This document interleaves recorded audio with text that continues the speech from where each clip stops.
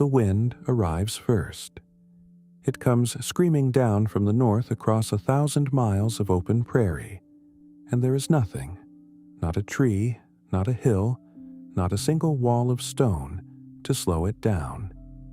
It is January on the northern plains, sometime in the 1780s, and the temperature has fallen so far below zero that spit freezes before it hits the snow. A young Cree hunter is 3 days from home. His snowshoes have cracked. The bison herd he was tracking vanished into the whiteout hours ago, and now the whiteout has swallowed the horizon, the sky, and very nearly him. He cannot make a fire. There is nothing to burn. He cannot hunt. There is nothing to see. By every rule of winter on this continent, he should already be dying. Instead, he kneels in the lee of a snowdrift, pulls a heavy rawhide bag from beneath his robe, and cuts off a piece of something dark and dense, marbled with pale fat and flecked with crushed berries. He eats it slowly, then another piece, and within his body something remarkable happens. A slow furnace ignites, calorie by calorie, and holds the cold at bay. He will walk out of that storm. Thousands of people, over thousands of years, walked out of storms exactly like it. And nearly all of them owed their lives to the thing in that bag. It looks like nothing. A greasy brick of pounded meat and rendered fat. But this unassuming food fed the most sophisticated hunting cultures in North America, built the fortunes of fur trade empires, started an actual war, gave birth to a nation, carried explorers to both ends of the earth, and then, when the world no longer needed it, it very nearly disappeared. So, here is the question this story keeps circling back to. How did a food with no farms, no ovens, and no kitchens become one of the most powerful survival technologies humans ever invented? And why did almost everyone forget it? To answer that, you have to start with the animal. Picture the Great Plains before railroads, before fences, before the sound of an engine had ever crossed them. Grass to the edge of the world, rippling like water when the wind moved through it. And moving across that grass, herds of bison so vast that people who saw them struggled to describe them without sounding like liars.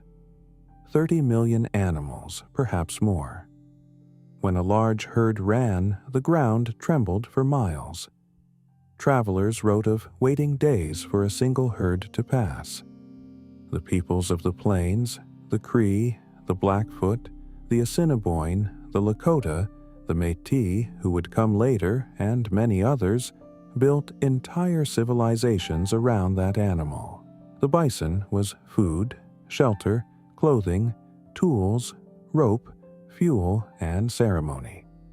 But the bison had one enormous flaw as a food source. It would not wait for winter. A single bison bull could weigh close to a ton. A successful hunt might bring down dozens of animals in an afternoon. A mountain of meat under a hot August sun. In a world without ice houses, without salt mines, without a single jar or can. Fresh meat on the summer plains begins to spoil within a day. The greatest abundance in North America came with a cruel deadline attached. The answer the plains peoples developed was not just clever. It was, by any fair measure, food science of the highest order, worked out centuries before anyone in Europe had written the word nutrition. Here is how it was done, and it's worth slowing down for because every step solves a problem. First, the women, and this was overwhelmingly women's knowledge, passed from mother to daughter across generations. Sliced the lean meat into sheets so thin you could nearly see light through them. Thin slices dry fast, and speed was everything. The sheets were draped over wooden racks in the sun, and the ceaseless prairie wind, sometimes with a slow, smoky fire smoldering underneath to keep the flies off. Within days, the meat dried into hard, brittle slabs, its water, the thing that spoilage bacteria need to survive, almost entirely gone. Then came the pounding. The dried meat was laid on hides and beaten with stone hammers until it broke apart into a coarse, fluffy powder, almost like shredded wool. The sound of a camp making pemmican was the sound of hundreds of stones striking in rhythm, hour after hour, mixed with wood smoke and the sweet dust of dried meat hanging in the air. Meanwhile, the fat was rendering. Not just any fat. The hard fat from around the kidneys and the back was melted slowly over fires until it turned to clear golden liquid. And this is the step that separates pemmican from mere dried meat, because fat was the entire point. Fat carried the calories. Fat kept the cold out. A person can starve to death eating nothing but lean meat. Trappers later called it rabbit starvation, a grim condition where the body, drowning in protein but empty of fat, consumes itself. The Plains peoples understood this danger intimately, long before biochemistry could explain it. The hot liquid fat was poured over the pounded meat, roughly equal parts by weight, and mixed. Often, dried Saskatoon berries or choke cherries were crushed in, adding flavor, a whisper of sweetness, and, though no one used the word, antioxidants that helped keep the fat from going rancid. The warm mixture was packed into bags made of bison rawhide, sewn shut and sealed with more fat along the seams. As it cooled, it hardened into a dense block. Each finished bag, the traders would later call them pieces, weighed about 90 pounds. The Cree called the food pemmican, from a root word meaning fat, grease, the source of life in a cold country. English tongues wore it down to pemmican, and what they had created was extraordinary. Sealed in its rawhide bag, pemmican could last for years. Some accounts claim decades. It needed no cooking, no fire, no preparation of any kind. A pound of it carried the caloric power of several pounds of fresh food. It was, in effect, energy made portable. Sunlight, captured by grass, concentrated by bison, and compressed by human hands into a form that laughed at winter. One rawhide bag could carry a family through the darkest months. A few bags could carry a war party, a trading expedition, a migration. Pemmican didn't just preserve meat, it preserved possibility, the freedom to move, to travel, to survive the season that killed the unprepared. But here is where the story takes its first strange turn, because pemmican was about to stop being a family's winter food and start being the fuel of an empire. In the 17th and 18th centuries, European traders came pushing into the interior of North America, hungry for one thing: beaver fur to feed Europe's inexplicable obsession with felt hats. The fur trade would eventually stretch across the continent, from Montreal to the Pacific, and it ran on canoes. Great birch bark freight canoes, paddled by French-Canadian and Métis voyageurs, men of legendary endurance who paddled 14, 16, 18 hours a day, singing to keep the rhythm. A voyageur burned somewhere in the neighborhood of 5,000 calories a day. Now multiply that by a crew, by a brigade, by an entire trading company, moving through country where stopping to hunt meant losing the season. The canoes were packed to the gunwales with trade goods and furs. There was no room for food that was mostly water. There was exactly one food on the continent that could solve this problem. The Northwest Company, racing the older Hudson's Bay Company for control of the trade, built its entire transport system on pemmican. Provisioning posts rose along the rivers of the northern plains for one purpose: to buy pemmican by the ton from the indigenous and Métis hunters who made it. A voyageur's daily ration was about 1.5 pounds of pemmican, dense enough to power a human engine from sunrise past sunset. They ate it straight, sliced like dark cheese, or boiled it with flour and wild onions into a stew they called rubaboo, eaten from the pot with sighs of contentment or resignation, depending on the cook. Think about what this means. The great commercial arteries of North America, the routes that would sketch the future borders of Canada, were powered not by European bread or salt pork, but by an indigenous food, made by indigenous hands, according to knowledge older than any company charter. Pemmican was the gasoline of the fur trade. Whoever controlled it controlled the interior of a continent.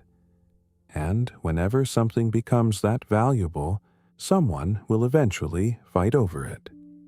In 1814, in the Red River country of what is now Manitoba, the governor of a struggling new farming colony issued a decree.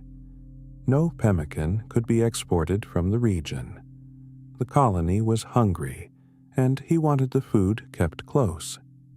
It sounded reasonable on paper. In reality, the Pemmican Proclamation was a dagger aimed at the heart of the Northwest Company, whose entire canoe network would starve without Red River pemmican, and at the Métis people, the children of French traders and indigenous mothers, whose economy was built on hunting bison and selling pemmican. The Métis did not take it quietly. Tensions spiraled, seized pemmican convoys, burned posts, mounting fury, until June of 1816, when a Métis brigade escorting pemmican west collided with the governor and his men at a place called Seven Oaks. In 15 minutes of gunfire in the summer grass, the governor and 20 of his people lay dead. Historians still argue over every detail of that day. But no one disputes the astonishing headline. In the 19th century, in North America, men killed and died in a conflict that history remembers as the Pemmican War, a war over food, over this food. And out of those years came something even more remarkable: the pemmican trade, the great organized bison hunts with their elected captains, their rules, their columns of screeching two-wheeled Red River carts stretching to the horizon, became the beating heart of Métis identity. It is not much of an exaggeration to say that a nation, the Métis Nation, crystallized around the making and defending of pemmican. Few foods anywhere on earth can claim to have midwifed a people. Meanwhile, word of this miraculous food had crossed the ocean, and it was about to travel farther than any bison ever dreamed. The 19th century was the great age of polar obsession, the Northwest Passage, the North Pole, the South Pole. Europeans hurled expedition after expedition into the frozen ends of the earth, and the frozen ends of the earth ate most of them alive. The problem was always the same. How do you carry enough food to survive months in a landscape that offers nothing? British naval planners studied the fur trade and found their answer.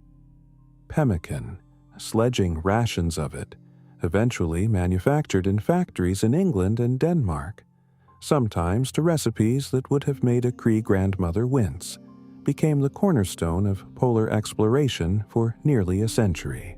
When Amundsen raced to the South Pole in 1911, his men and his dogs ran on pemmican.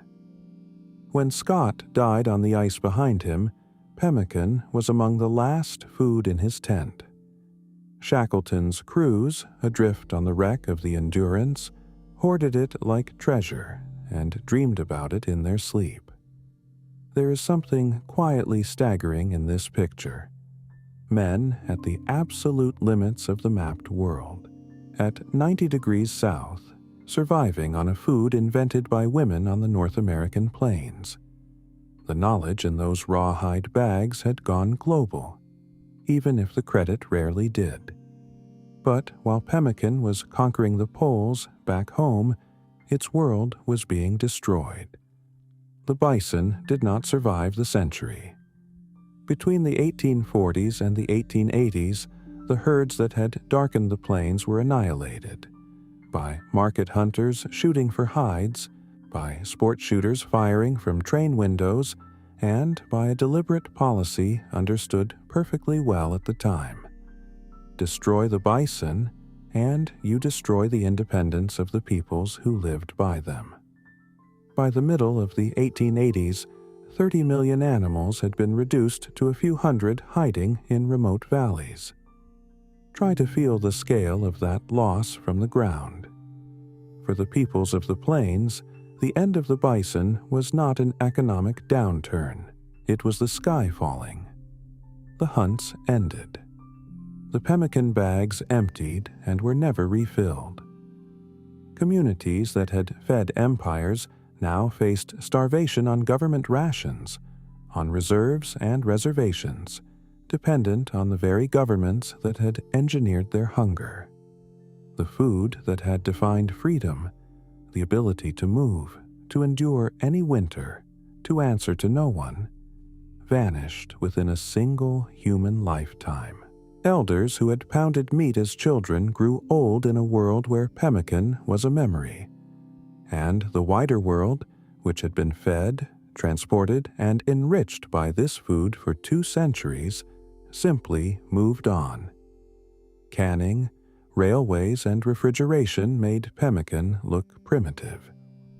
By the 20th century, most North Americans had never heard the word, which makes what happened next one of history's quieter ironies, because science eventually circled back and discovered that the grandmothers had been right about nearly everything. 20th century researchers studying Arctic peoples and fur trade records confirmed that humans can thrive almost indefinitely on a diet of meat and fat in the right proportions, and that pemmican's roughly half-fat formula sits close to the ideal. Explorers like Vilhjalmur Stephenson lived for a year on such a diet under medical observation in New York, baffling the doctors who expected him to collapse. The drying that halted bacteria, the fat that sealed out air, the berries that slowed rancidity, the ratios that prevented protein poisoning. Every element of the recipe turned out to encode hard-won biochemical truth. Nobody on the plains had a laboratory. They had something arguably better: centuries of careful observation, with survival as the peer review. And pemmican itself refused to die. Militaries studied it for emergency rations. Backcountry travelers and survivalists rediscovered it. Modern high-fat diets made it briefly fashionable among people who would be very surprised to learn they were eating 18th century voyageur fuel. Most meaningfully of all, indigenous communities across the plains have been reclaiming it, bringing back bison herds to their lands, teaching young people to dry and pound meat the old way, serving pemmican at ceremonies and community feasts. For them, it was never a survival gimmick or a diet trend. It is inheritance. It tastes like continuity, like proof that the knowledge survived everything the last 2 centuries could throw at it. So return, one last time, to that young hunter kneeling in the storm, somewhere in the white heart of a prairie winter, eating from a rawhide bag. He is not merely eating, he is drawing on an invisible network that stretches out around him in every direction.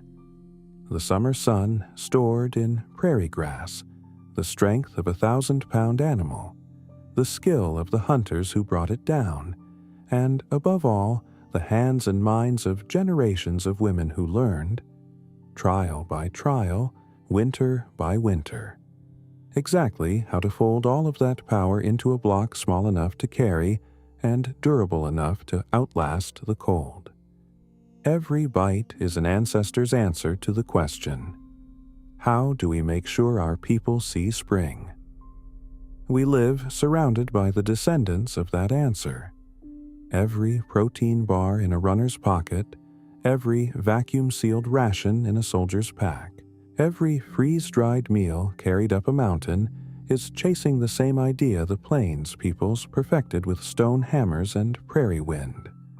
Life, condensed, portable, patient.